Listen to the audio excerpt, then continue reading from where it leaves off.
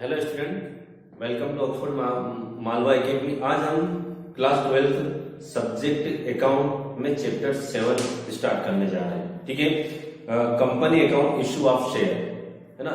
Share के बारे में इस चैप्टर के अंदर पढ़ेंगे। सबसे पहले हम कंपनी के बारे में पढ़ते हैं कि कंपनी क्या होती है ना। Definition of company, justice James.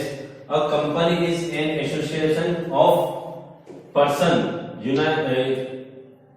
United for common objective, United for common objective, है ना।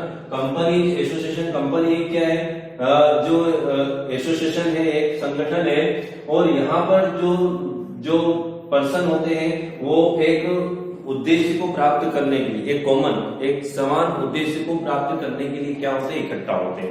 एक लक्ष्य होता है, उस लक्ष्य को या कोई भी उनका उद्देश्य हो सकता है, उस उद्देश्य को प्राप्त करने के लिए कंपनी के अंदर जो व्यक्ति क्या होते हैं, इकट्ठा होते हैं। कहने का मतलब ये कि कंपनी जब स्टार्ट होती है तो बहुत सारे लोग उसके शेयर परचेस करते हैं और उनका एक ही ऑब्जेक्टिव रहता है कि मनी अर्न करना, और इसी उद्देश्य से ही जो वो कंपनी स्टार्ट करते हैं। और कंपनी से मतलब ये भी होता है कि कंपनी दो शब्द से मिलकर बनी, कम धन पनी, मतलब कम का मतलब होता है साथ साथ और पनी का मतलब होता है चपाती। तो साथ साथ मिलकर रोटी की जब व्यवस्था की जाती है, एक समूह मिलकर जब रोटी की जब व्यवस्था करता है उसी को ही कंपनी कहा जाता है। एक जो उद्देश्य होता है, एक जो ऑब्जेक्टिव होता है, उसी को प्राप्त करने के लिए समान उद्देश्य को, समान ऑब्जेक्टिव को, कॉमन ऑब्जेक्टिव को अर्न करने के लिए सभी क्या होते हैं, इकट्ठा होते हैं, उसी को कंपनी कहा जाता है। इसकी कैरेक्टरिस्टिक्स क्या है? फर्स्ट हमारी कैरेक्टरिस्टिक्स है इसके अंदर आर्टिफिशियल पर्सन, आर्टिफिशियल पर्सन। ठीक है, ये जो कंपनी है एक आर्टिफिशियल पर्सन है, मनुष्यकृत होता है, मनुष्य द्वारा बनाई गई कंपनी है। कंपनी एक मनुष्य के द्वारा बनाई गई है ना। और एक प्रकार से ये कृत्रिम व्यक्ति होती है ना, कृत्रिम बोला जाता है। आर्टिफिशियल को क्या कहा जाता है, कृत्रिम व्यक्ति होती है। मतलब इसका जो इसके मेंबर्स है, इसका जो एंटिटी होता है, इसका जो अस्तित्व होता है वो अलग होता है ना। ये जो डील करती है ये अपने जो इसके मेंबर के नाम से नहीं होती है, इसके नाम से होती है, एक आर्टिफिशियल पर्सन होती है। इसके कारण जो भी ट्रांजैक्शन होते हैं वो कंपनी के नाम से ही होते हैं, है ना। कंपनी के ऊपर कोई केस भी कर सकता है, कोई केस करेगा तो कंपनी के नाम से करेगा। कंपनी भी यदि किसी पर केस करती है तो कंपनी अपने नाम से करेगी। ठीक है, इसमें किसी व्यक्ति का नाम नहीं आता है। मतलब जो भी लेन देन होते हैं, जो भी ट्रांजेक्शन किए जाते हैं, सेल परचेस, वो सब इनके नाम से होते हैं। Limited liabilities, limited liabilities company की ये कैरेक्टरिस्टिक्स है, ये विशेषता है कि इसकी जो लायबिलिटीज है वो लिमिटेड होती है। मतलब जो शेयर होल्डर होते हैं उन्होंने जो शेयर परचेस किए हैं उसके जितने उन्होंने शेयर परचेस किए हैं उतनी अमाउंट तक उनकी लायबिलिटीज रहती है ना।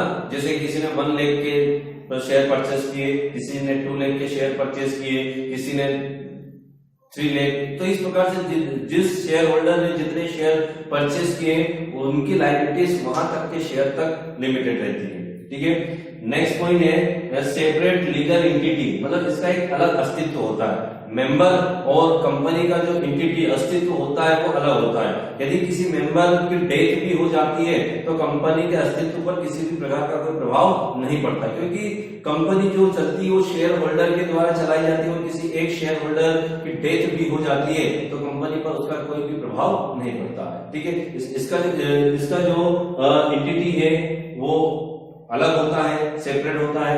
नेक्स्ट है free transferability of share, free transferability of share, मतलब जो कंपनी की कैरेक्टरिस्टिक्स है, यदि पब्लिक कंपनी है, पब्लिक कंपनी के यदि शेयर है तो वो अपने शेयर किसी को भी बेचने के लिए स्वतंत्र है, सोल्ड कर सकता है। लेकिन प्राइवेट कंपनी के यदि किसके पास शेयर है तो वो अपने शेयर किसी दूसरे व्यक्ति को नहीं सोल्ड कर सकता है। तो इसमें जो पब्लिक कंपनी है उसमें अपने शेयर को ट्रांसफर वो कर सकता, हस्तांतरित कर सकता है। ठीक है, नेक्स्ट है कॉमन सील, इसकी एक सील होती है ना, जो उस कंपनी को रिप्रेजेंट करती है। उसके डॉक्यूमेंट्स होते हैं, उसके जो लेटर होते हैं उस पर कंपनी की एक जो सील लगी होती है, और कंपनी वो सील जो होती है उस कंपनी को रिप्रेजेंट करती है। ठीक है, उसके बाद डिसॉल्व बाय एक्ट, जो कंपनी का एक्ट है उसके अकॉर्डिंग कंपनी का समापन, विघटन किया जा सकता है, उसके अकॉर्डिंग इसको समापन विघटन किया जा सकता है। तो ये इसकी कैरेक्टरिस्टिक्स है। नेक्स्ट मैटर है अपना nature of share. Nature of share, ठीक है। शेयर क्या होता है, सबसे पहले मैं आपको बता दूं शेयर क्या है। इसको हिंदी में अंश कहा जाता है। जो कंपनी की टोटल कैपिटल होती है वो स्मॉल यूनिट में डिवाइडेड होती है। जो कंपनी की टोटल कैपिटल होती है वो स्मॉल यूनिट में डिवाइडेड होती है, उसी स्मॉल यूनिट को शेयर कहा जाता है। और उस यूनिट की एमआरपी भी होती है, उसके जो शेयर होते हैं उनकी कीमत भी होती है। जैसे कि 10 रुपीज का शेयर है, 5 रुपीज का शेयर है, 100 रुपीज का शेयर है, 1000 का शेयर है, 2000 का शेयर है, तो उसकी कीमत भी होती है, ठीक है। तो उसे शेयर कहा जाता है। अब शेयर किस प्रकृति का होता है, उसका नेचर किस प्रकार का होता है।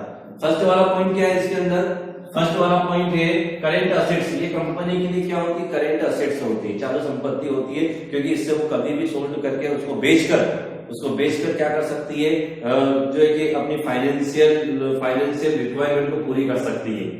ये इसलिए करेंट असेट्स होती है, जो शेयर को मार्केट में वो कभी भी सोल्ड करके अपनी फाइनेंशियल रिक्वायरमेंट की पूर्ति कर सकती है।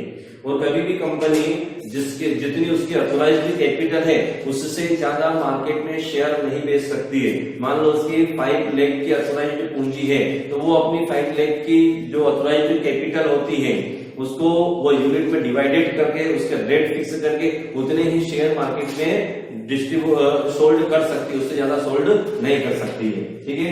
नेक्स्ट पॉइंट है मिनिमम यूनिट। जो शेयर है वो एक सबसे छोटी इकाई होती है, इससे छोटी इकाई नहीं हो सकती है, ठीक है। इशू इन नंबर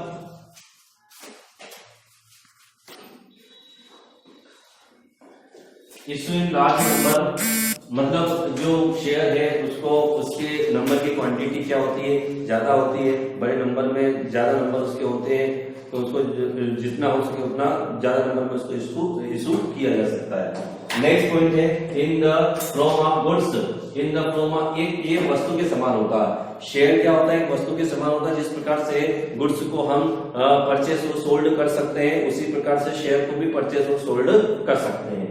नेक्स्ट है लीगल कंट्रोल। इसके ऊपर लीगल कंट्रोल होता है, मतलब जो भी कंपनी शेयर मार्केट में बेचती है, जो भी परचेस करती है, वो उस पर लीगल कंट्रोल भी होता है। क्योंकि जो सेबी होती है एक जो है कि शेयर की मार्केट की एक सबसे बड़ी संस्था है, इसके अकॉर्डिंग, इसके रूल्स के अकॉर्डिंग ये शेयर को इशू किया जाता है, परचेस किया जाता है। लिस्टेड कंपनी से जो कंपनियां होती है उनके शेयर परचेस करने में किसी भी प्रकार की कोई प्रॉब्लम नहीं होती है, ठीक है।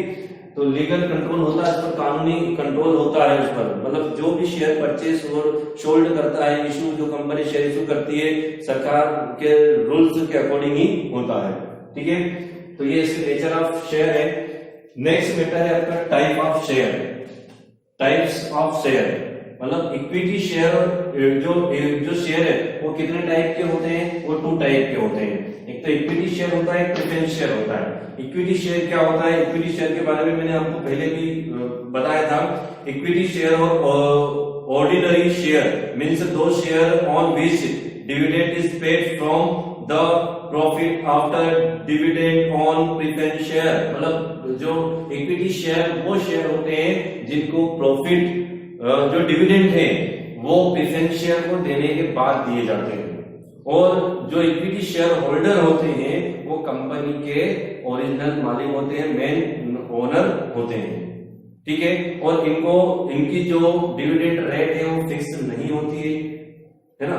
और इनको जो डिविडेंड है वो भी देना कंपलसरी नहीं होता है ना। और एक होता है प्रेफरेंस शेयर। प्रेफरेंस शेयर वो शेयर होते हैं जिनकी रेट ऑफ डिविडेंड भी फिक्स होती है। और इनको डिविडेंड कब दिया जाता है, सबसे पहले इनको ही डिविडेंड दिया जाता है, ठीक है। और इनको डिविडेंड देना भी क्या होता है, कंपलसरी होता है। प्रेफरेंस शेयर होते हैं, ठीक है। 2 टाइप्स के शेयर होते हैं, एक तो इक्विटी शेयर होता है और एक क्या होता है, प्रेफरेंस शेयर होता है। नेक्स्ट क्या है, type of preference share. Preference share कितने टाइप के होते हैं इसके बारे में हम पढ़ेंगे। प्रेफरेंस शेयर कितने टाइप के होते हैं।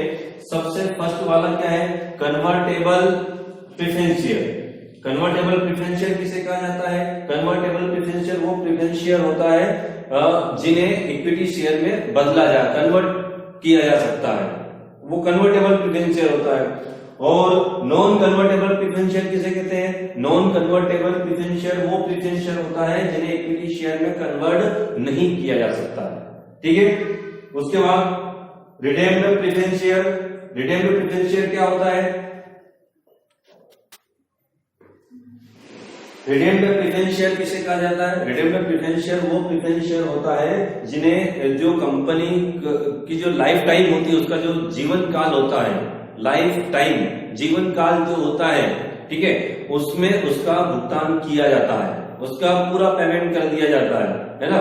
और non redeemable preference share. Non redeemable preference share वो प्रेफरेंस शेयर होते हैं जो कंपनी के लाइफ टाइम में उनका पेमेंट नहीं किया जाता है। मतलब जब कंपनी का विंडिंग अप हो, मतलब जब क्लोज हो कंपनी, उस समय उसका पेमेंट किया जाता है, ठीक है। और जो रिडेम्बल प्रेफरेंस शेयर है, कंपनी के जीवन काल में कभी भी उसका पेमेंट किया जा सकता है, ठीक है।